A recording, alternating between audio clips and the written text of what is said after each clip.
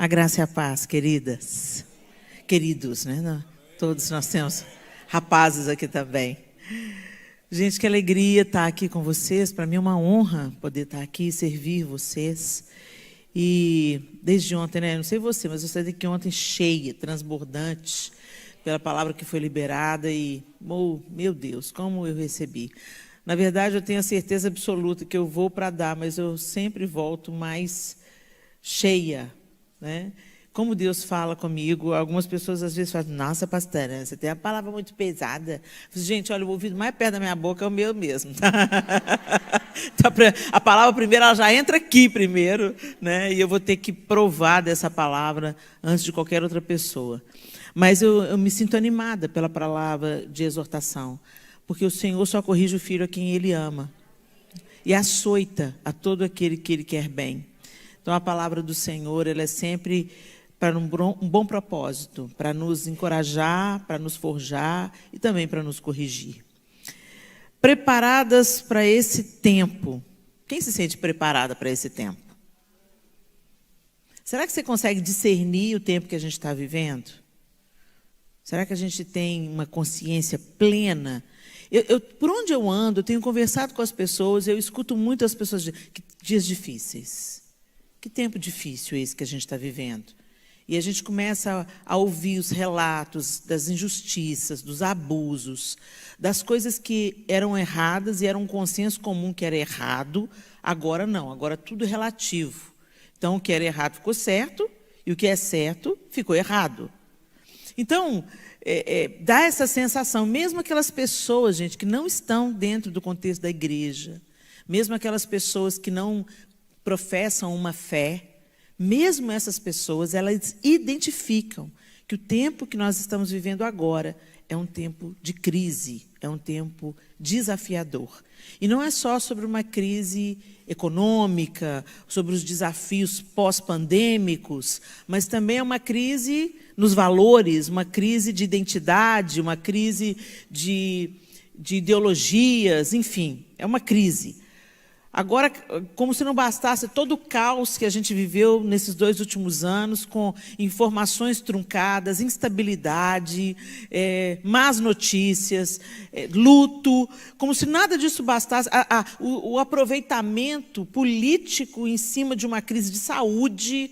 Eu não sei como é que foi, eu acredito, pelas notícias que nós tivemos do Brasil, que vocês também viveram isso aqui, mas no Brasil foi sem precedentes, né?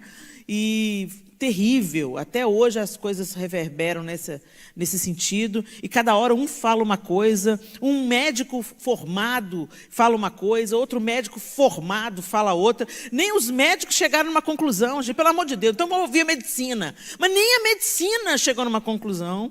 Então, realmente, a gente viveu um tempo de crise. Mas como se não bastasse isso, o Putin invade a Ucrânia.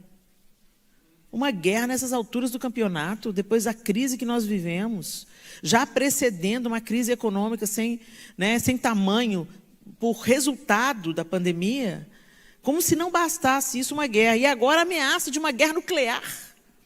Então, quem está aí acompanhando as notícias mundiais, a gente vai percebendo claramente a cada dia que só a boa mão do Senhor sobre nós é que irá nos livrar e nos conduzir e nos preparar e fortalecer para aquilo que nós vamos viver.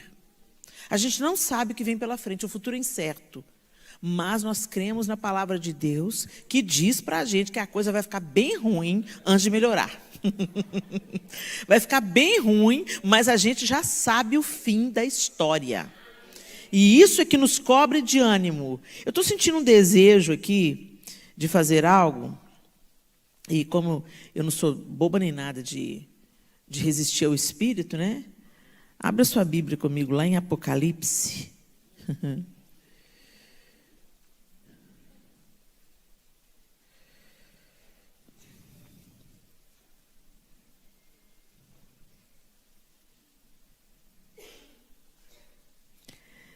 Apocalipse, vamos ler primeiro 19.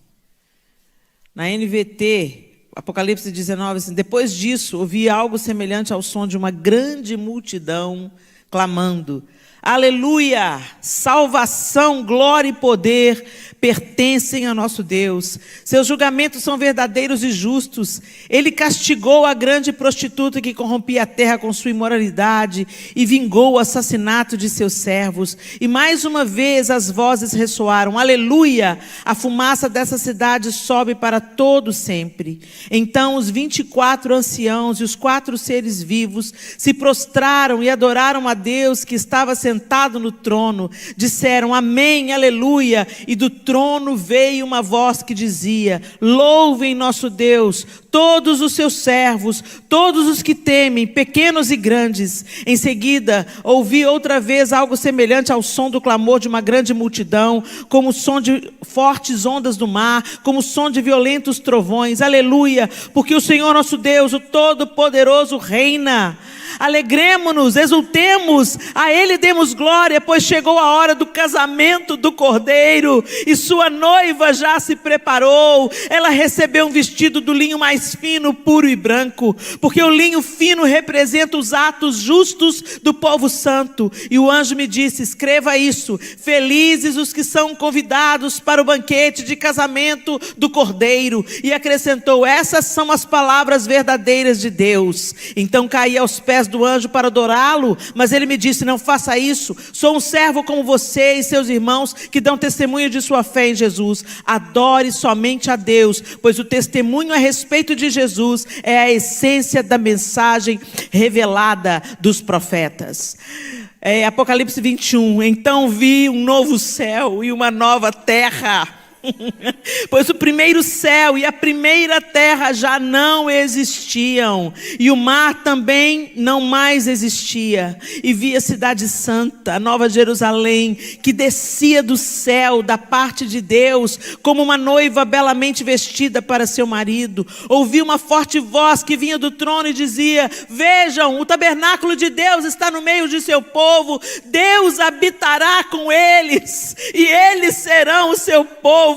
O próprio Deus estará com eles. Ele lhes enxugará dos olhos toda lágrima, e não haverá mais morte, nem tristeza, nem choro, nem dor. Todas essas coisas passaram para sempre. E aquele que estava sentado no trono dizia: vejam, façam novas todas as coisas. Em seguida disse: escreva isso, pois o que lhe digo é digno de confiança e verdadeiro. E disse ainda: está terminado. Eu sou o Alfa e o Ômega, o princípio e o fim. A quem tiver sede darei de beber gratuitamente das fontes da água da vida. O vitorioso herdará todas essas bênçãos, e eu serei seu Deus, e ele será meu filho. Mas os covardes, os incrédulos, os corruptos, os assassinos, os sexualmente impuros, os que praticam feitiçaria, os adoradores de ídolos e todos os mentirosos estão destinados ao lago de fogo que arde com enxofre. Esta é a segunda morte. Então um dos 7 anjos que seguravam as 7 taças com as últimas 7 pragas se aproximou e me disse: venha comigo, e eu lhe mostrarei a noiva, a esposa do Cordeiro. Ele me levou no espírito até um grande e alto monte, me mostrou a cidade santa Jerusalém, que descia do céu da parte de Deus, brilhava com a glória de Deus, e cintilava como uma pedra preciosa, como jaspe transparente, como cristal. E aí ele começa a descrever a nova Jerusalém e suas dimensões. Gente, é isso que nos aguarda. Então, quando você estiver assim, desesperançado, pega ali do 19 e vai até o final do livro de Apocalipse para te dar aquela, uma injeção de ânimo. Eu já sei o fim da história e é para lá que eu estou caminhando. Mas até esse desfecho grandioso que nós aguardamos chegar, nós temos uma missão. Nós temos um propósito. Nós fazemos parte da noiva de Cristo, nós estamos sendo adornados, santificados e aguardando essa maravilhosa volta do Senhor. Toda sede de justiça que nós temos, toda vontade que temos de ver as coisas nos trilhos, toda vontade que temos de ver tudo arrumado, limpo, justo, certo, correto, livre, tudo isso será saciado apenas por Jesus Cristo. E até lá nós vivemos como a sombra do que iremos nos tornar. Então, hoje, a maneira de nós vivermos já antecipa a maneira como viveremos em Cristo Jesus. Amém? Para um tempo como esse, preparadas para esse tempo que a gente está vivendo. Eu não me sinto preparada. Eu me sinto em preparação. Eu me sinto, como a Cris compartilhou aqui ontem, como José, né? E às vezes as coisas ficam bastante desconfortáveis para Deus nos preparar. E é isso que você já aprendeu aqui ontem. Se você não esteve aqui ontem, eu aconselho que você deve ter no YouTube da igreja a mensagem, você acesse a mensagem, porque a mensagem de ontem fala dessa preparação. Não dá para queimar etapas, não dá para fugir do processo. A preparação é um lugar de desconforto. Eu tenho um sobrinho que mora aqui nos Estados Unidos, meu irmão, seus filhos moram aqui, e meu sobrinho, caçula, é mariner. E ele acabou de sair do treinamento, né, dos Marines, e eles sempre estão voltando aos treinamentos. Então, ele já fez aquele treinamento mais intenso, de 3 meses, e agora ele, de vez em quando... Cadê o Benjamin? Foi para os Marines para treinar mais um pouco. E o treinamento, gente, é sobre-humano. É uma coisa assim... Eles são levados ao extremo da resistência psicológica, da resistência física, da resistência emocional. E ele fala, eu tenho consciência de que eu só aguentei porque tinha uma família inteira orando por mim. Mas o Benjamin voltou do treinamento diferente. Ele saiu de casa um menino e voltou um homem em 3 meses. Agora pergunta para ele se foi gostoso. Pergunta para ele se ele queria zerar tudo e voltar para o treinamento todo de novo. Não queria, não. Porque foi exaustivo. Gente, ele descrevendo algumas coisas, não cabe a mim descrever aqui, mas eu não sei como é que ele aguentou. E para piorar tudo, eles não podiam, às vezes ficavam um dia sem poder tirar o coturno, sem tirar a bota. Eles não dormiam. Eles foram levados à guerra. A uma guerra simulada, mas a guerra, onde eles não dormiam, eles não comiam, eles tinham que aprender a comer com o mínimo possível, eles tinham que aprender a dormir o mínimo possível e continuar em postura de ataque. Foi ruim, foi difícil, foi exaustivo, mas ele voltou diferente. Ele voltou um homem, não é mais um menino. Deus quer fazer muito melhor do que a gente. Que Ele quer nos treinar para a guerra, mas Ele não quer acabar com a nossa doçura. Normalmente, num treinamento de exército, acontece isso. O menino volta um homem, mas ele volta um homem com as emoções blindadas. Por quê? Porque ele vai ver amigos morrendo. Ele vai ver muita coisa acontecendo diante dos olhos dele, ele não pode se abalar, nem se deixar paralisar. O Espírito de Deus tem o poder para nos blindar, sem nos endurecer. E é isso que a gente tem que pedir para o Senhor. Senhor, me blinda, me prepara, mas não me deixe endurecer. E ontem a gente aprendeu sobre isso, e eu não vou repetir a lição de ontem, porque ela foi maravilhosa e suficiente. Mas eu quero trazer para vocês o exemplo de uma mulher preparada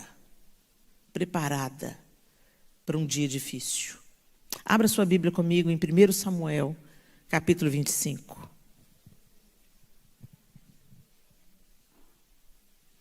Primeiro Samuel, capítulo 25.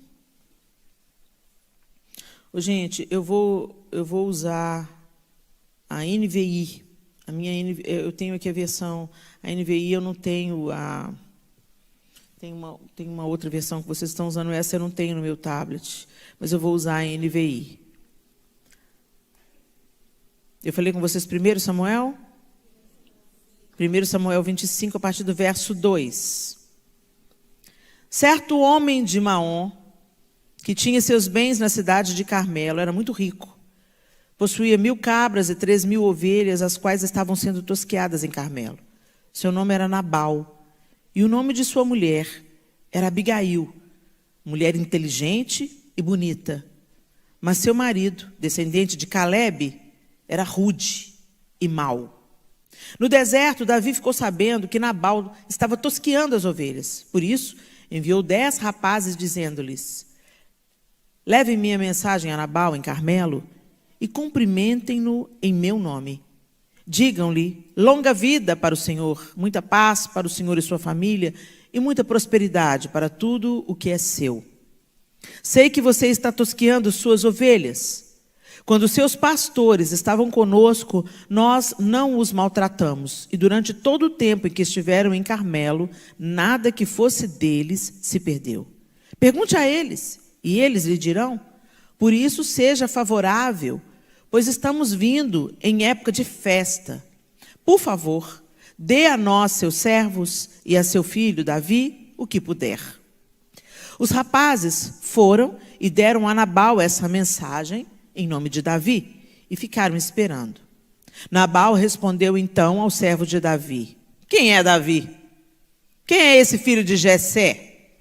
Hoje em dia muitos servos estão fugindo de seus senhores. Por que deveria eu pegar meu pão e minha água e a carne do gado que abati para meus tosqueadores e dá-los a homens que vêm não se sabe de onde? Então os mensageiros de Davi voltaram e lhe relataram cada uma dessas palavras. Davi ordenou a seus homens: ponham suas espadas na cintura. Assim eles fizeram e também Davi. Cerca de 400 homens acompanharam Davi, enquanto 200 permaneceram com a bagagem. Um dos servos disse a Abigail, mulher de Nabal: do deserto, Davi enviou mensageiros para saudar o nosso Senhor, mas ele os insultou. No entanto, aqueles homens foram muito bons para conosco, não nos maltrataram, e durante todo o tempo em que estivemos com eles nos campos, nada perdemos. Dia e noite, eles eram como um muro ao nosso redor, durante todo o tempo em que estivemos com eles, cuidando de nossas ovelhas. Agora leve isso em consideração e veja o que a senhora pode fazer, pois a destruição paira sobre o nosso Senhor e sobre toda a sua família. Ele é um homem tão mau que ninguém consegue conversar com ele. Imediatamente, Abigail pegou 200 pães, 2 vasilhas de couro cheias de vinho, 5 ovelhas preparadas, 5 medidas de grãos torrados, 100 bolos de uvas passas e 200 bolos de figos prensados, e os carregou em jumentos. E disse a seus servos: vocês vão na frente, eu os seguirei. Ela, porém, nada disse a Nabal, seu marido. Enquanto ela ia montada num jumento, encoberta pela montanha, Davi e seus soldados estavam descendo em sua direção e ela os encontrou. Davi tinha dito: de nada adiantou proteger os bens daquele homem no deserto para que nada se perdesse. Ele me pagou o bem com o mal. Que Deus castigue Davi e o faça com muita severidade, caso até de manhã eu deixe vivo um só do sexo masculino de todos os que pertencem a Nabal. Quando Abigail viu Davi, desceu depressa do jumento e prostrou-se perante Davi com o rosto em terra. Ela caiu a seus pés e disse: meu senhor, a culpa é toda minha. Por favor, permite que tua serva te fale. Ouve o que ela tem a dizer. Meu senhor, não des atenção àquele homem mau Nabal. Ele é insensato, conforme o significado do seu nome, e a insensatez o acompanha. Contudo eu, tua serva, não vi os rapazes que meu senhor enviou. Agora, meu senhor, juro pelo nome do Senhor e por tua vida que foi o Senhor que te impediu de derramar sangue e de te vingares com tuas próprias mãos. Que teus inimigos e todos os que pretendem fazer-te mal sejam castigados como Nabal. E aí Abigail começa a abençoar Davi e começa a entregar os presentes para ele.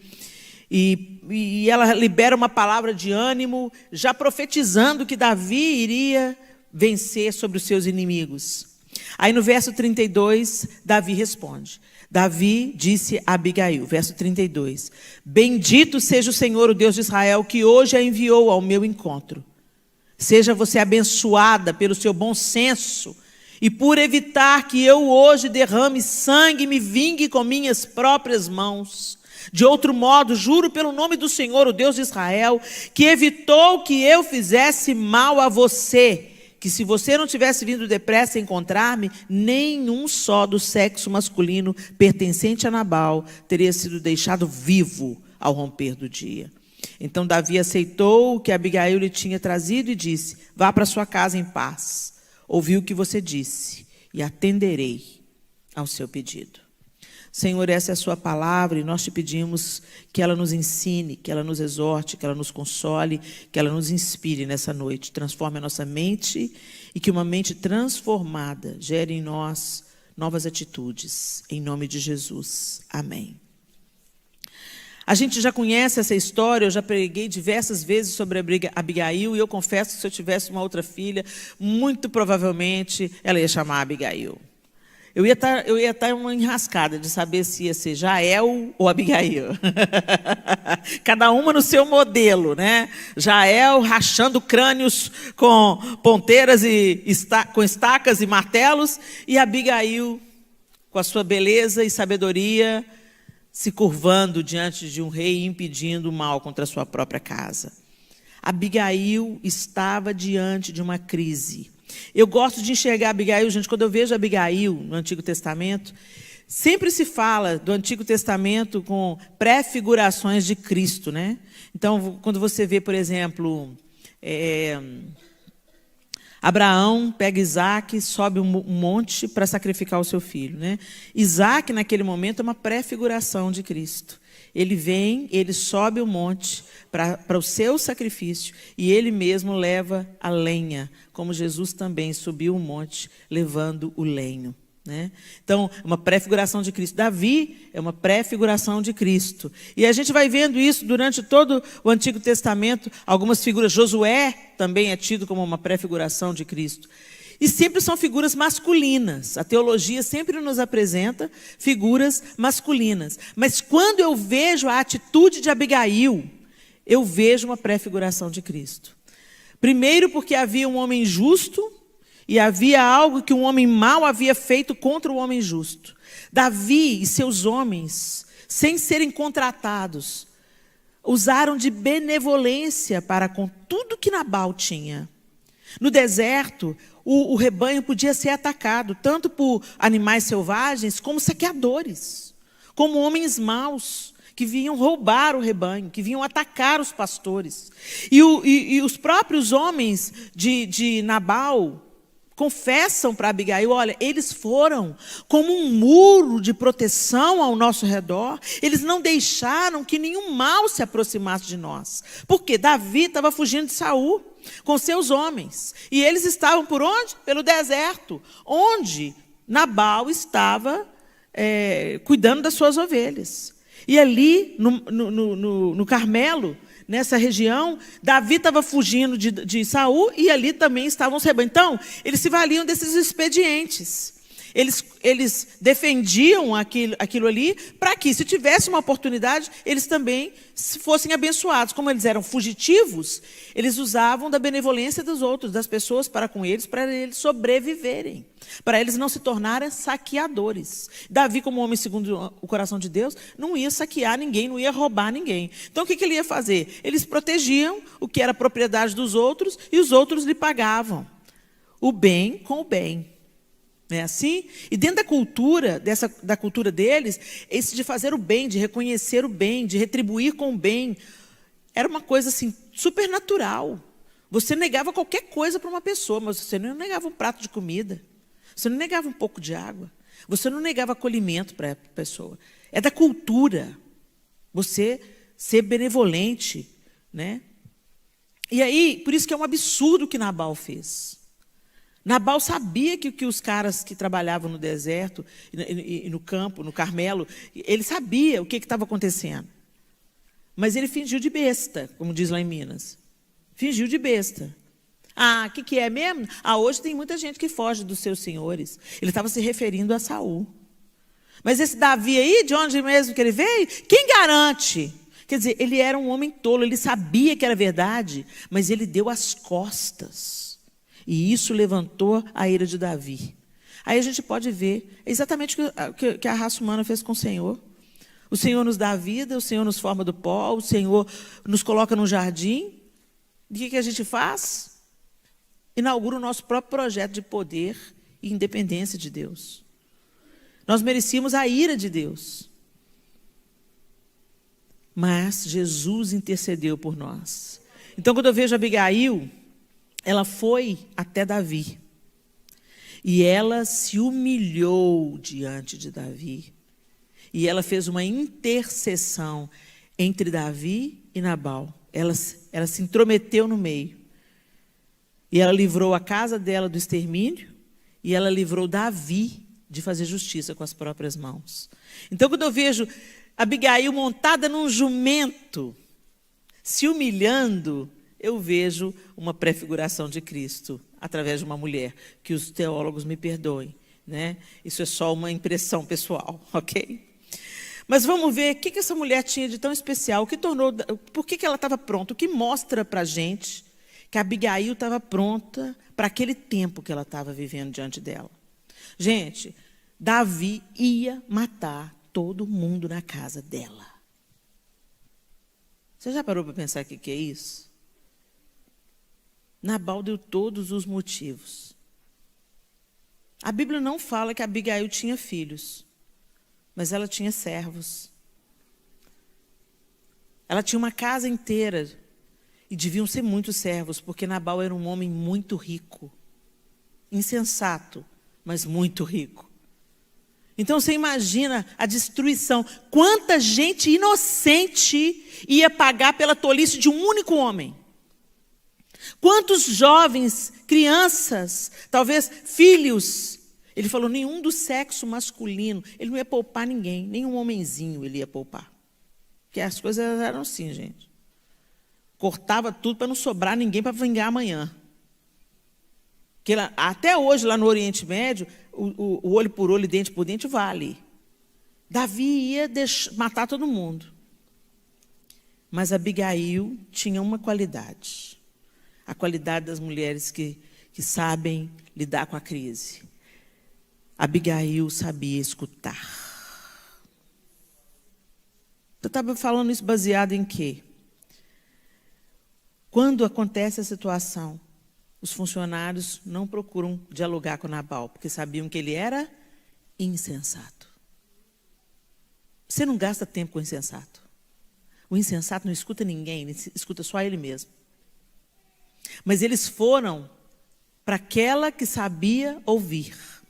Eles dizem para ela, no verso 17, é bom que a senhora, agora eu estou lendo na NVT, tá? É bom que a senhora leve esses fatos em consideração e resolva o que fazer, pois haverá problemas para o nosso Senhor e para toda a sua família. Nabal é um homem tão cruel que ninguém consegue conversar com ele. Em outra tradução diz, considera, pois, agora e vê o que has de fazer, porque o mal já está de todo determinado contra o nosso amo e contra toda a sua casa. E ele é um homem vil, que não há quem lhe possa falar. Eles foram em Abigail, porque sabiam que ela era uma mulher que escutava. E por que ela escutava? Porque, ao contrário de Nabal, e o texto mesmo diz isso, ela era sábia. Ela era inteligente, ela não era tola, ela não era insensata. Gente, toda pessoa sábia sabe ouvir. É uma característica da sabedoria.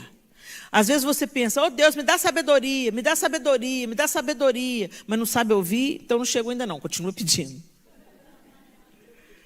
Porque é uma característica, a gente vai começando a aprender a ouvir. Você pode pensar numa mulher sábia aí na sua vida? Busca aí da sua memória, talvez uma avó, uma pessoa influente, uma pastora, uma pessoa mais velha. Está difícil, mas tem, caça que tem. Uma característica dessa pessoa sábia, o sábio, gente, não acerta todas, não. Tá? O sábio é humano. Mas o erro na vida do sábio é um acidente, não uma intenção. E essa característica, ela é muito forte na pessoa sábia. Ela sabe ouvir. Ela é uma pessoa confiável.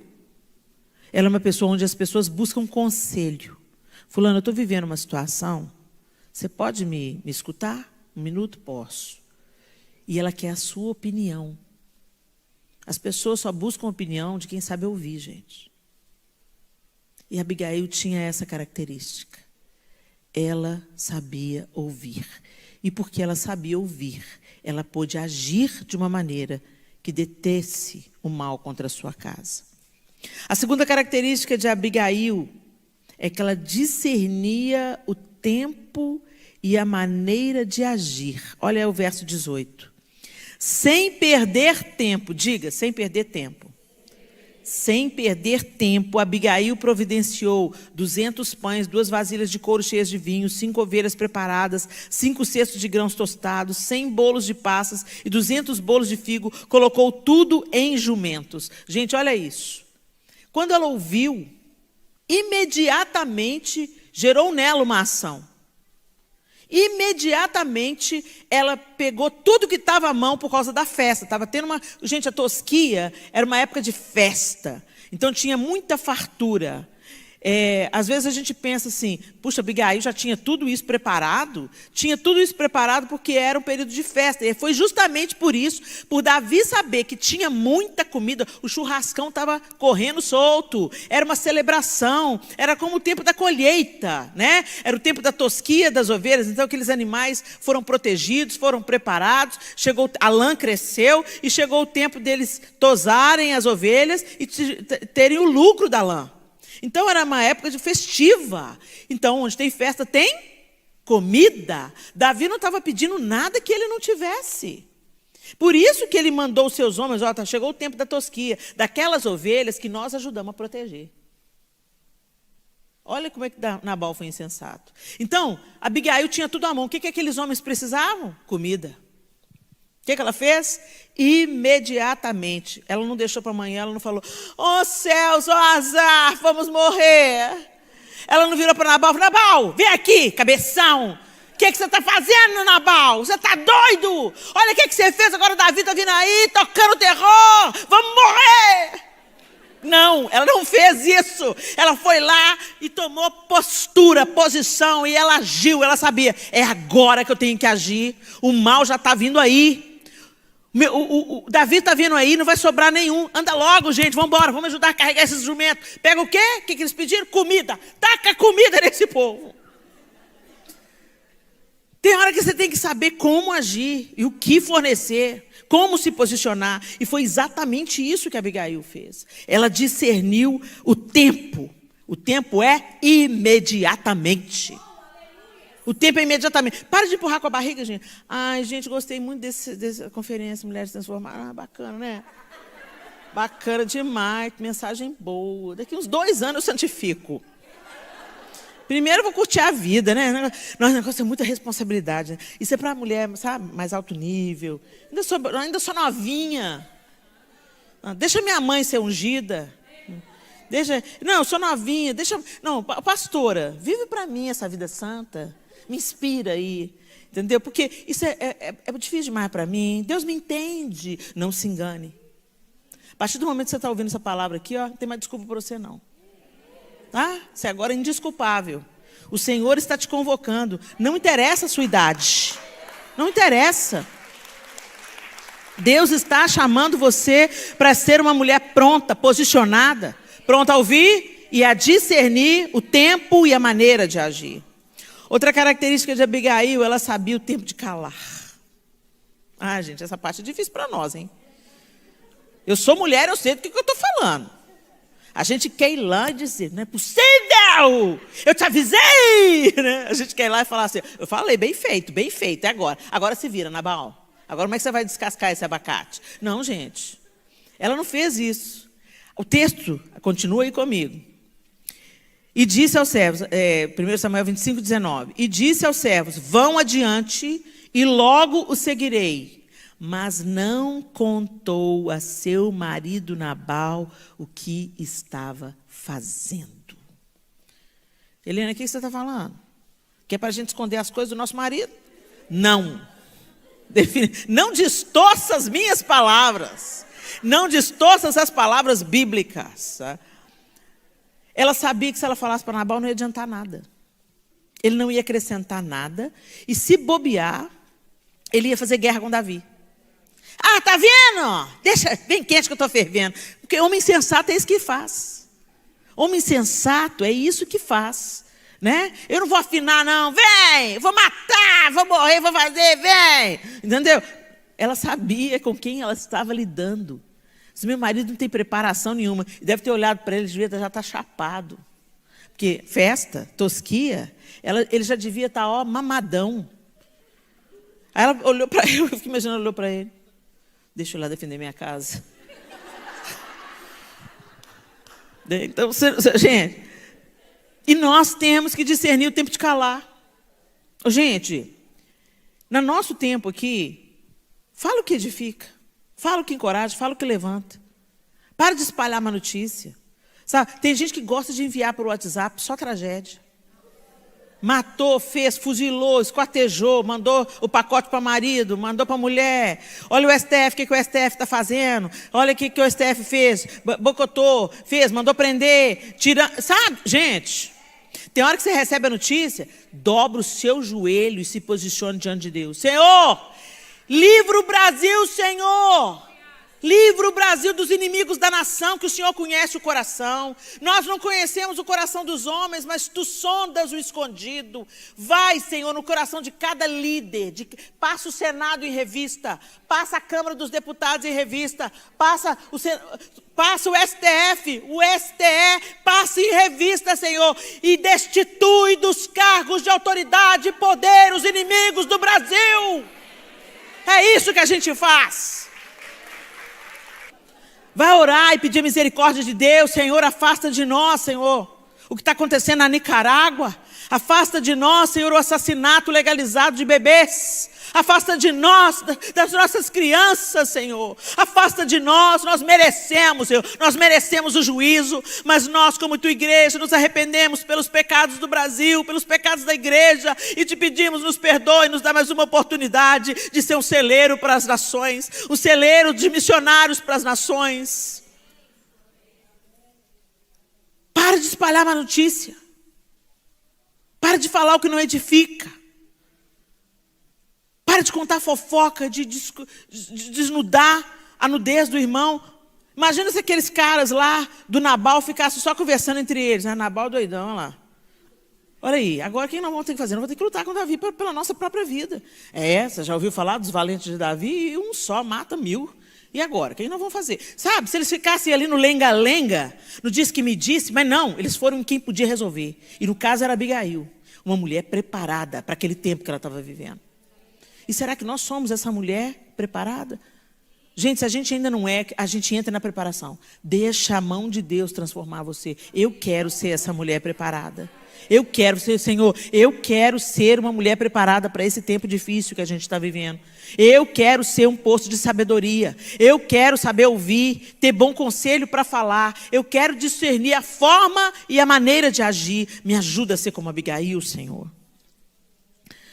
Outra coisa que fazia de Abigail uma mulher preparada para o tempo. Ela não tinha medo de se humilhar. Isso dói. Como a gente gosta de evitar a humilhação. Por quê? Você já parou para pensar por que a gente não gosta de ser humilhado ou não aceita a humilhação? Porque estamos cheios de orgulho. Se humilhar devia estar no nosso DNA. Porque o nosso mestre se esvaziou e se humilhou. E a gente não fala que segue ele? A gente não fala que quer ser como Jesus? Então começa por aí. O fato de Jesus se humilhar, se esvaziar e se deixar moer, não tirou a majestade dele.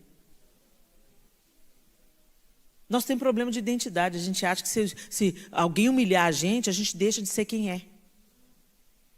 Gente, se alguém humilhar você, isso não tira a sua identidade, não. Por que a gente tem tanta dificuldade de se humilhar? De se prostrar, de depender. Isso até na relação de casamento. Seu dinheiro, marido, nosso dinheiro. Meu dinheiro, meu dinheiro. Mas tem mulher que pensa assim, pastor. Tem mulher que pensa assim. Não. Eu, hein? Trabalhei, estudei, tenho meu dinheiro, ganhei meu dinheiro é meu dinheiro. Então, para que casou, bem? Viver solteira. A gente casa para ser nosso. O dinheiro dele é nosso, o seu dinheiro é nosso. A gente divide as despesas, a gente é a família trabalhando junto para o sucesso da família. O sucesso do João é o meu sucesso é o sucesso dele. Então, um coopera com o outro, é um jogo de frescobol. Deixa a bola aí, João Lúcio, deixa a bola alta. Não é um jogo de tênis, um querendo derrotar o outro, não. E para isso, às vezes, a gente tem que dar um passo atrás, a gente tem que... Abigail desce do jumento e se curva. E ela não só se curva. O texto está dizendo para a gente que ela vai até o chão. E ela não só faz o gesto de humilhação, ela fala, minha seja a culpa. Não foi isso que Jesus fez? Minha seja a culpa. Ela pegou a responsabilidade do marido, ou a irresponsabilidade do marido, e pegou o pacote para ela. Ela podia ter chegado lá e falado assim, Davi, vou te mandar a real.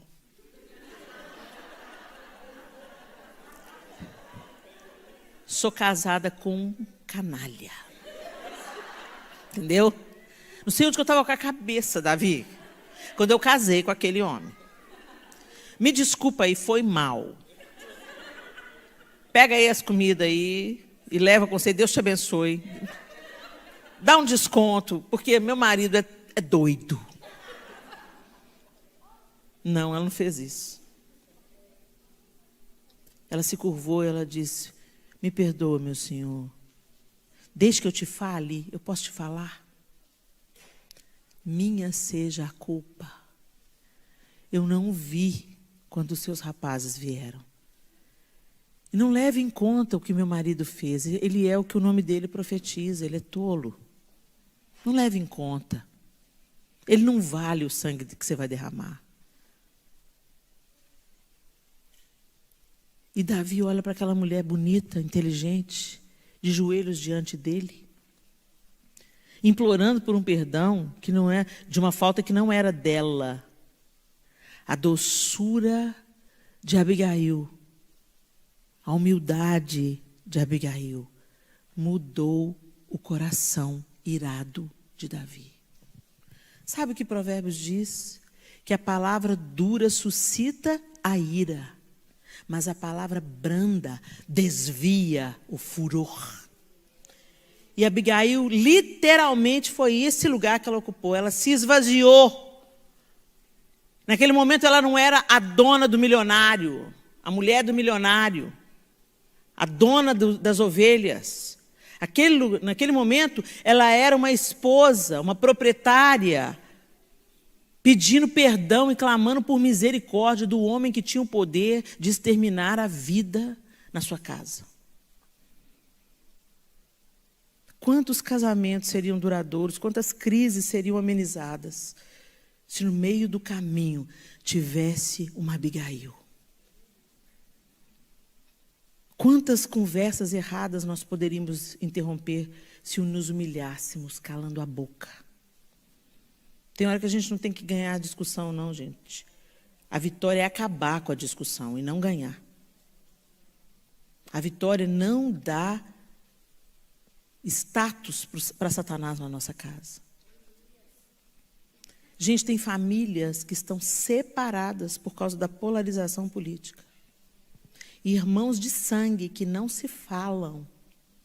Pais e filhos que se agridem. Porque um não quer abaixar o tupete para o outro. Um não quer perder a discussão para o outro. Um quer provar para o outro que está certo. Nós temos que aprender com o nosso mestre.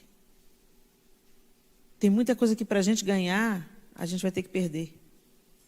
Naquele momento, parecia que a Abigail estava perdendo. Ela estava perdendo, ela estava se prostrando diante de um homem estranho, violento, e de outros 400 soldados armados. Ela podia ter começado a perder por ali, porque mulher não tinha voz para nada, gente. Mulher, naquela época, não tinha voz para nada. Ela foi muito ousada, muito corajosa, muito firme, de se colocar entre a ira de Davi e... Gente, meu avô morreu assassinado. Meu avô morreu com um tiro no peito e matou o homem que matou ele. Meu avô era um homem irado, insensato. E a minha avó tentou ser uma Abigail. Só que diante dela não tinha um Davi. Diante dela tinha um Nabal. Para o Nabal ela deu as costas e se prostrou diante de Davi. Ela contava que quando ela entrou na frente dele e abriu os braços para ele não sair com o revólver que ele entrou em casa e pegou, ela entrou na frente dele e implorou: Teófilo, pelo amor de Deus, Teófilo, você tem filho, você tem neto, pelo amor de Deus, não sai por essa porta. Ela disse que ele olhou para ela e falou assim: se você não sair da minha frente, você é a primeira que morre. E ela falou assim: e eu conheço meu marido, ele me mataria. Tamanho ódio que estava no olho dele. O outro cara também entrou na casa dele, pegou a arma e esperou meu avô na moita. Meu avô veio para o claro, o cara estava no escuro, ele atirou no meu avô. Um tiro só, no peito. Meu avô caiu, atirando na direção de onde o tiro tinha vindo. Atingiu o cara no abdômen 3 vezes, ele morreu 3 dias depois. Meu avô morreu na hora. Uma história triste. Eu lembro do luto na minha casa, eu lembro do choro da minha mãe, eu tinha 6 anos de idade. Nunca mais eu esqueci. E minha mãe sempre dizia: é isso que espera o homem irado, ou a cadeia, ou o cemitério. Abigail corria o risco de morrer, porque ela estava diante de um homem irado, e por justa causa. Quantas vezes Deus vai te colocar diante de pessoas cheias de razão, mas com ódio, com raiva, com desejo de vingança e retaliação. E Ele quer te levantar como uma Abigail. Dentro da sua casa, dentro da sua família, no seu trabalho, na sua igreja. Nesse tempo difícil, nós não precisamos de valentonas. Nós precisamos de mulheres corajosas o suficiente para se humilhar no mesmo modelo do Cordeiro de Deus. Porque Jesus se esvaziou e se humilhou e morreu a morte de cruz, é que Ele recebeu o nome que é sobre todo nome. Foi por isso que Ele recebeu todo o poder e autoridade, porque Ele não temeu se humilhar, se esvaziar, no exato contraponto de Lúcifer. Lúcifer não se humilhou, ele desejou ser exaltado. E Jesus veio na contramão. E sendo Deus, não julgou que ser igual a Deus devia ser algo que ele deveria levar em conta. Mas a si mesmo se esvaziou, assumindo a forma de servo. Morreu a morte mais humilhante que tinha para morrer, morte de cruz. E por isso Deus o exaltou soberanamente. Eu estou citando Filipenses 2, depois você lê lá. E finalmente, quando Abigail viu Davi, desceu depressa do jumento, se curvou diante de Davi com o rosto em terra, caiu a seus pés e disse: a culpa é toda minha, meu senhor. Por favor, ouça o que sua serva tem a dizer. Depois ela começa, quando você vai lendo na sequência do capítulo, eu encorajo que você depois leia em casa, ela começa a abençoar Davi. Abençoar. Ela vai profetizando bênçãos sobre Davi. E ela não está bajulando Davi, gente. Você sabe quando é um bajulador. Ela está abençoando. Porque ela sabe, ela reconhece que a figura de Davi, que ele é um homem segundo o coração de Deus, que Deus vai constituí-lo como rei, que ele estava sendo perseguido injustamente. Todo o Israel sabia da história de Davi, e Abigail reconhecia que ele era um homem de Deus, e ela começa a abençoar, mesmo aquele homem que podia tirar a vida da sua casa, dos seus, ela começa a abençoar. Por isso que a Bíblia diz para a gente abençoar e não amaldiçoar, para a gente orar pelos nossos inimigos, amar os nossos inimigos e orar por aqueles que nos perseguem. É isso que a Bíblia manda a gente fazer. Esse é o modelo de Cristo. Porque na nossa força nós não ganhamos, mas quando você começa a profetizar, a abençoar, a coisa vira a seu favor. Agora, se você vai amaldiçoar, você vai entrar no mesmo nível do seu inimigo. Aí, como que o Senhor vai te favorecer? Você quer ser uma mulher preparada para esse tempo que a gente está vivendo? Seja abençoador e para de maldizer. Para de amaldiçoar. Para de falar, fulano, ele vai ver, Deus vai pegar ele. O dia da vingança vai chegar. Não, o hino da vingança, né, querida? Não, gente, não é assim. Gente, eu lembro uma vez que eu estava vivendo uma situação muito difícil de uma pessoa que era próxima a mim. E ele parecia que era meu amigo, mas as notícias que chegavam a mim, das coisas que ele dizia a meu respeito, eram terríveis. Eu pensava assim, mas ele que falou isso? Mas como que ele pode ter falado isso? Ele parece que é meu amigo. Só que as evidências eram fortes, porque pessoas completamente diferentes vinham me questionar coisas. Quem te falou isso? Fulano falou. E não era verdade, eram inverdades. Ele estava contando inverdades a meu respeito. Perto de mim, ele me alisava, me bajulava. Você é demais, você é isso, você é aquilo. Eu comecei a agarrar um ódio. Falei assim, que pessoa falsa, que pessoa falsa. Aí, mas eu vou lá obedecer a Bíblia. A Bíblia fala o quê? Ora pelos seus inimigos. Então, vamos lá. Senhor, pega o fulano, Senhor. Pega ele, frita ele, faz purê. O senhor está vendo aí o que ele está falando, Jesus? Aí o Espírito Santo, não, você entendeu errado. Não é para você pedir para eu cozinhar ele. É para você orar como você oraria pelo seu irmão que você mais ama. Sério, Jesus? Jesus, vou dar conta de fazer isso não, que eu estou com ódio, Jesus. Mas vamos lá, vamos obedecer. Ô, Senhor, eu abençoo o fulano em nome de Jesus. Amém. Já foi muito. Depois, no outro dia, ô, Senhor, tem misericórdia, me ajuda aqui, Espírito Santo. Ô, Senhor, eu quero abençoar o fulano, a esposa do fulano, os filhos do fulano. Abençoa o fulano, Senhor. O Senhor sabe tudo que ele precisa, o que está gerando essa falta nele. Ô, Deus, seja o supridor. Aí, amém. No outro dia, Deus, em nome de Jesus, abençoa o fulano, Senhor. Eu abençoo meu irmão. Eu levanto ele diante do Senhor e peço, Senhor, que a casa dele seja cheia de paz, que a casa dele seja cheia de alegria, que ele seja próspero nos seus negócios. Eu comecei a abençoar. O resultado, eu fiquei livre. O ódio foi embora. O ódio foi embora. E um tempo depois, ele ficou diferente comigo. As conversas fiadas pararam. O olhar dele, a maneira de me tratar. Deus fez alguma coisa com ele. Não sei como, não sei quando, mas Deus mudou a situação entre nós. Porque eu sou boa? Não. Porque eu não dei atenção ao meu desejo e dei atenção à palavra de Deus. Obedecer nem sempre vai ser fácil. Nem sempre vai ser fácil. Mas é isso que as mulheres que estão preparadas para qualquer tempo, é isso que elas fazem. Elas obedecem à palavra de Deus. Elas fazem o que o Senhor faria. E Abigail toma essa posição de mulher sábia. E ela se humilha e ela pede perdão em nome da casa dela. Ela assume a responsabilidade para ela e ela abençoa Davi. Abigail livrou toda a sua casa por causa dessa atitude. E Deus quer também defender a sua casa. É tão interessante, gente, que a gente vai vendo que Deus está mirando na sua casa. Se cada uma de nós aqui, nessa sala, for uma Abigail na sua casa, salvar toda a sua casa, isso vai gerar uma sociedade mais curada. Às vezes a gente quer fazer muitas estripulias fora de casa e abandona a nossa casa. Nossa casa sempre será a nossa principal trincheira de batalha.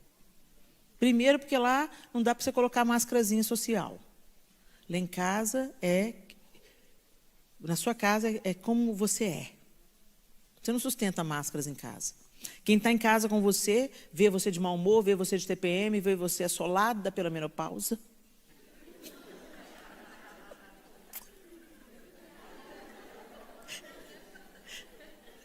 E é essa hora que você tem que ser crente, gente.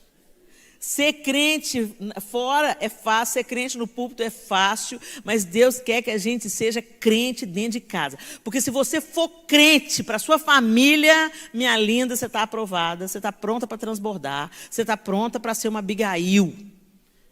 Abigail era sábia dentro de casa, por isso que os empregados foram nela e não no Nabal. Ela era crente dentro de casa, ela era fiel dentro de casa, ela era inteligente dentro de casa. Ser bonita, linda, formosa, inteligente, sábia, crente, santa, ungida, fora de casa é fácil. Mas vai lá ser sábia na menopausa. Estou falando minha realidade, né? Tem dia que eu não me aguento. Mas mesmo quando eu estou nos meus dias difíceis, aí eu vou exercitando. Tem dia que eu dou uma patada em alguém. Senhor, me perdoa, me perdoa. Gente, a gente às vezes vai fracassar, mas o pior fracasso é a gente achar que não fracassou. O pior fracasso é a gente, não vou pedir desculpa não. Eles têm que entender, é hormônio. Não, gente, nem sempre é hormônio, é demônio. A gente tem que resistir ao diabo para ele fugir de nós, não é? E não tem melhor lugar para você resistir ao diabo do que você obedecer a palavra. Então se humilha, pede perdão, me perdoa, eu errei, eu fracassei, me ajuda, eu não quero te tratar assim, você não merece viver isso. Me perdoa, eu estou sendo rude, eu estou sendo cruel, eu vou ficar caladinha, eu vou melhorar, amanhã será um novo dia, tenha fé. Gente, a gente exercita isso dentro de casa, para depois transbordar. Para de ser hipócrita, sabe? De pôr sua verniz de crente. Seus filhos veem você na igreja, veem em casa e falam assim, gente, quem é essa? Vê você falando com o pastor e vê você falando com o pai deles. Que diferença. Ô irmã, queria que você viesse para colocar umas flores. Ai, claro, pastor, vai ser um prazer servir. Aí o marido falou, bem, frita um ovo para mim. Sou desempregada, não. Também trabalhei o dia inteiro, folgado. Os filhos estão vendo isso. Essa bruaca aí é quem você é de verdade. Então, que em nome de Jesus, gente, que Abigail seja um modelo. Gente, para de olhar as mulheres da revista. Para de olhar as mulheres de Hollywood. Para de olhar, a vida delas não é padrão para vocês. Entendeu? Elas são lindas, maravilhosas, plastificadas e infelizes no casamento. Elas traem os maridos. Elas têm filhos de 2, 3 homens. O casamento fracassado, 2 casamentos fracassados, 3 casamentos fracassados, você está fazendo dela o seu modelo. Pega as mulheres da Bíblia e faz dela o seu modelo. Pega uma Abigail, pega uma Jael, pega uma Débora, pega uma Maria, pega uma Isabel. Elas são a sua inspiração. Essas mulheres não estão aqui só para encher a Bíblia, não, gente. Só sabe contar a historinha da carochinha, não. E essas mulheres são casca-grossa, essas mulheres. Vai ler a história das reformadoras. As mártires, elas estavam dispostas a morrer por amor a Cristo. As mulheres, elas tiveram um papel fundamental na reforma protestante. E eu acho lindo que todas as vezes que tem os escritos que se referem às mulheres na reforma, ou as mulheres mártires, elas eram mulheres piedosas. Hoje a gente quer ser chamado de gostosas. A gostosura passa bem. A idade chega. Você pode tentar evitar. Mas nós estamos indo para o pó. Nosso corpo glorificado é outra coisa, né? Graças a Deus, não vai ter nenhuma das endacas que a gente tem nesse. E graças a Deus a gente não vai estar preocupado com a nossa estética no corpo glorificado. Seremos plenas, né? Maduras. As coisas desse mundo não mais vão nos intoxicar. A gente cuida muito da estética, mas não cuida do espírito. E eu vou dizer mais uma vez, não estou fazendo uma ode à mocreagem. Não estou fazendo aqui uma alusão, uma apologia ao embarangamento. Né? Cuide de você, sim, cuide de você. Né? Aliás, você é templo do Espírito. Tenha essa consciência quando você for comer, quando você for assistir, quando você for ouvir uma conversa. Tenha essa consciência, o Espírito de Deus habita em você. Então não joga qualquer lixo para dentro, não. Nem pelos olhos, nem pela boca, nem pelos ouvidos. Né? Seja sábia. Mas o mesmo empenho que você coloca para ter o chip da beleza, empenha-te para ter o chip da santidade. Empenha-te para ter o chip da coragem, do poder em Deus. Seja uma mulher poderosa em Deus, seja uma mulher piedosa, uma mulher misericordiosa, uma mulher que deixa uma marca nessa geração e não uma mancha. Faça a diferença. Que o Senhor nos prepare. Que o Senhor nos prepare. Para esse tempo difícil que a gente está vivendo, não entrar dentro da nossa casa. Foi a sabedoria de Abigail defendeu a sua casa. Livrou a sua casa do extermínio.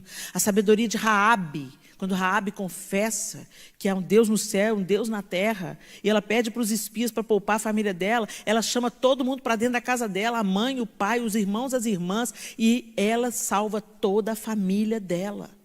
Tamar, quando ela arma lá o esquema para deitar com Judá, ela salvou Judá, a família de Judá, do extermínio da descendência dele, de um jeito esquisito, mas salvou. E Deus, e o próprio Judá confessa, você é mais justa do que eu. Isso aí é outra pregação, tá, gente? Mas enfim, o que eu estou querendo dizer é que Deus está com a sua casa na mira. Se você se é a mulher sábia, edifica a sua casa, e a tola destrói. Você vai escolher ser quem? Se você defende a sua casa, você está fazendo uma grande obra. Você está cooperando com uma grande obra. Quando você vê a reconstrução dos muros de Jerusalém, quando você lê Neemias, lê Esdras, você vê que na reconstrução dos muros era uma obra de família. Cada um reconstruía o muro em frente à sua própria casa. E Deus quer fazer uma obra através da sua própria casa. Eu tenho uma obra sendo feita lá em casa, uma obra difícil, uma obra árdua, mas eu não abro mão dos meus filhos, nenhum deles. E aí a gente fala, a gente ora, chega uma hora que a gente não precisa falar mais, porque o menino já está careca de saber, mas você continua regando as sementes com oração, com lágrimas e com o seu exemplo, com a sua vida, com o amor de Deus em você. Às vezes a obra é difícil, racha seus dedos, racha seus joelhos, te dá cortes, mas você não abre mão de continuar participando dessa obra de reconstrução que Deus quer fazer. Quando você está zelando pela sua casa, você está trabalhando por uma sociedade diferente. Quando a sua casa é uma tocha acesa no meio da escuridão, ela se tornará um referencial para aqueles que estão perdidos. Abigail é essa mulher que defendeu a sua própria casa. E o desfecho dessa história, gente, que ironia. Quando tudo estava resolvido, ela chega em casa, conta para Nabal o que rolou. Ele tem um piripaque. No hebraico, ele fala assim, o texto fala que ele ficou paralisado. Mas no hebraico, fala que o coração se paralisou dentro dele e ele ficou como pedra. Olha isso. O coração morreu dentro dele e ele ficou como pedra. Olha que loucura. E 10 dias depois, Deus o feriu de morte. Ele ficou 10 dias ali. Eu fico imaginando que Deus deixou ele vivendo 10 dias para ele arrepender. Deus deixou ele ali 10 dias naquele estado, onde ele não podia falar, paralisado. E eu quero acreditar que Deus estava dando para ele uma chance de resgate, de arrependimento, de salvação. Enquanto ele estava ali paralisado, a mente dele às vezes estava funcionando, lembrando das besteiras que ele fez na vida e pedindo, ó Deus, tenha compaixão de mim. E aí depois que ele morreu, Davi manda buscar Abigail. Casa com ela. Olha que doidura isso. Ela ainda vira princesa. Tá certo que com tantas outras mulheres, né? Mas ela virou esposa do rei, uma das esposas do rei Davi, Abigail. Por quê? Porque ela era uma mulher preparada para aquele tempo, para aquela situação, para aquele conflito. Deus quer fazer isso com a gente. Fecha os seus olhos. E eu quero te perguntar, na sua casa, você tem sido uma Abigail? Nesse tempo que a gente está vivendo? Os nossos filhos estão sendo bombardeados com ideologias demoníacas. O que era certo virou errado, o que era errado virou certo. Antes, escola e família tinham os mesmos fundamentos. Um fortalecia o ensino do outro. Hoje não. Hoje, dependendo do assunto, o Estado quer tomar o seu filho, se eles julgarem que você não é uma mãe suficientemente boa. Não existe mais esse acordo entre Estado e família. E muitas pessoas, mulheres ainda, e homens também, ainda continuam na ilusão de que não precisam fazer nada, que é só colocar o filho na escola dominical ou numa escola cristã e que os filhos estão salvos. Eu estou dizendo de caso próprio. Você pode orar com seus filhos, você pode discipular os seus filhos, você pode ler a Bíblia com seus filhos antes deles irem para a escola, você pode dar exemplo com a sua vida, levá-los no ambiente da igreja, eles podem crescer ali. Isso não é suficiente. Seus filhos precisam nascer de novo. Deus não tem netos. Não é porque os seus filhos estão crescendo na igreja que isso faz deles cristãos genuínos. E eu me iludi com essa ideia. Não, como? Não tem como dar errado. Eu dou exemplo em casa. Eu peço perdão para os meus filhos. Eu tenho um marido maravilhoso que todas as manhãs levanta, ora por eles e lê a palavra de Deus com eles todos os dias. Eles cresceram no ambiente da igreja. Eles gravaram crianças diante do trono. Eles participavam dos bastidores dos congressos. Eles iam para os acampamentos com a gente. Cresceram literalmente na igreja. Eu saía do resguardo e ia para o ensaio. E eles comigo. Eles estavam comigo em todo o tempo. Mas chega um momento que eles fazem escolhas. Por isso que a gente não gera filho só com o ventre. A gente gera filho com o joelho. Não só leia a Bíblia para os seus filhos, leia a Bíblia e certifique-se de que essa palavra esteja entrando no coração deles. Discipule seus filhos, faça discípulos. Não existem filhos evangélicos. Entrar com uma bicicleta numa garagem não faz dela um carro. Não importa quantas vezes você entra com a bicicleta na garagem. Ela dorme lá, ela mora lá, ela vive lá. Você guarda ela lá todo dia. Isso não transforma ela num automóvel. Como entrar com a sua igreja, os filhos na igreja, não é garantia de novo nascimento. É parte da semeadura. Levar na igreja é parte da semeadura. Ler a Bíblia com eles é parte da semeadura. Orar por eles é parte da semeadura. Mas só quem convence o homem da justiça, do pecado e do juízo é o Espírito de Deus. E isso a gente tem que clamar e gerar. E falar: Espírito Santo de Deus, gera um novo nascimento nos meus filhos. Às vezes você vê os seus filhos recitando versículos e pensa: já são crentes. Não. Às vezes você vê eles levantando as mãozinhas e adorando, imitando o papai e a mamãe. É lindo, é comovente, mas não basta. Só isso não basta. Eles precisam nascer de novo e dar fruto de arrependimento. Recentemente, há uns 3 anos atrás, eu vi o novo nascimento do meu terceiro filho. Por ele ter um temperamento muito mais desafiador, você vê o impacto mais claro. O segundo teve os seus processos, mas ele já era um menino de um temperamento bom. manso, humilde e colaborador, cooperativo. Então você viu isso só sendo enfatizado pelo novo nascimento. A caçula, a mesma coisa. Um temperamento bom, inclinado à obediência. Aí vem o dia do choro, do quebrantamento, da rendição, da experiência pessoal compartilhada. E você vê aquela florzinha só ressaltando a cor. Mas quando você vê um filho brigado com a igreja, ressentido, cheio de opinião,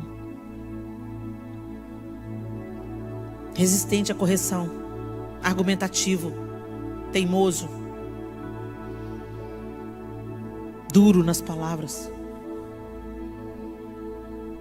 Quando você vê ele rendido em arrependimento, falando: pai, mãe, me perdoa por todas as vezes que eu feri vocês. E você vê esse menino comendo a Bíblia, e você vê esse menino mergulhado no quarto, e você vê esse menino confessando pecados em lágrimas. É lindo de ver. É lindo. O novo nascimento de um filho é mais lindo do que o dia em que a gente dá a luz com o ventre. Não abra mão disso. Não confie que o fato do seu filhinho estar na igreja, ele é nascido de novo. Discipula o seu filho. Ore por ele, interceda por ele, até você ver o fruto do novo nascimento no seu filho. Não abra mão, não negocie. Defenda a sua casa. Num tempo como esse, nós não podemos ser distraídas pelas aparências. Eu conheço filhos que têm a vida dupla. Em casa, para não ter conflito com os pais, mantém as aparências. Mas na faculdade é outra pessoa.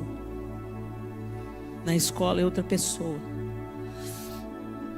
Só um novo nascimento livra nossos filhos da morte e de sucumbirem às mentiras desse tempo.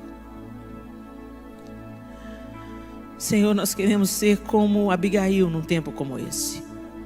Queremos estar preparadas como ela estava,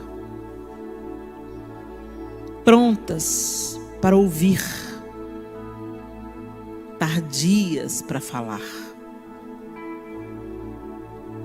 prontas a agir, discernindo o tempo e o modo, não temendo nos humilhar diante do Senhor e diante de quem precisar,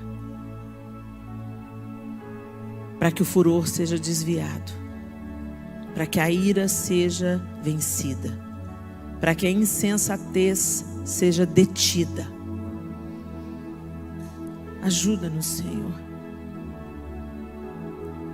Ajuda-nos, ó Deus, a estar prontas, como Abigail estava pronta. Queremos seguir o Senhor Jesus e ser como o Senhor é. Ajuda-nos pelo poder do Teu Espírito em nós, Senhor. Vivifica-nos, aperfeiçoa-nos, faz-nos como leoas, cheias de sabedoria, sabendo a hora certa da caça, sabendo como empreender, como ir contra o nosso inimigo. Ajuda-nos, ó Deus, a defender a nossa casa, como Abigail defendeu a dela. Prepara-nos, Espírito de Deus.